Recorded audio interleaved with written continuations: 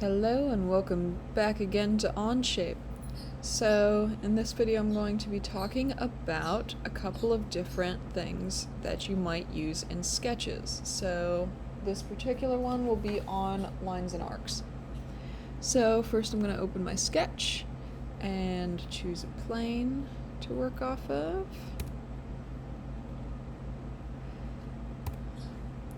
Alright, so first up is the line. So this is the line right here, and when you click on it you can click and then click again, and if you do that it kind of continues the line so it won't break between. Now that is easy for making solid shapes, so completing a form like this, but sometimes you just want one line without having to freaking go back and forth clicking. So for that, instead of just clicking like once and then again, if you hold it down and let go, you can do separate lines. So that's a good thing to know. Another thing worth mentioning as far as lines, you can do this with pretty much any sketch shape, but lines are what you're probably going to use it for most. This goes between construction and actual lines. So a construction line is like a dotted line that people use as kind of a marker. It doesn't actually function as a line part of the sketch. It's just there for reference. So to do that, you just click on a form and then click this.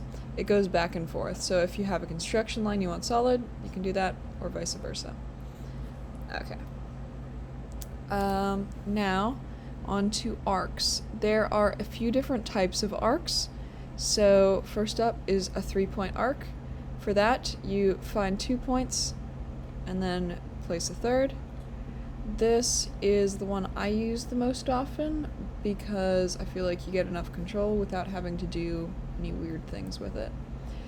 One thing worth mentioning is all arcs are based around a circle, so you can't really get like an arc that's super elongated or anything. For that you might need a conic or part of an ellipse. I'm not going to get into that, but arcs are a good starting place. So now next up is a tangent arc. For that I'm going to need a line to work off of. Alright.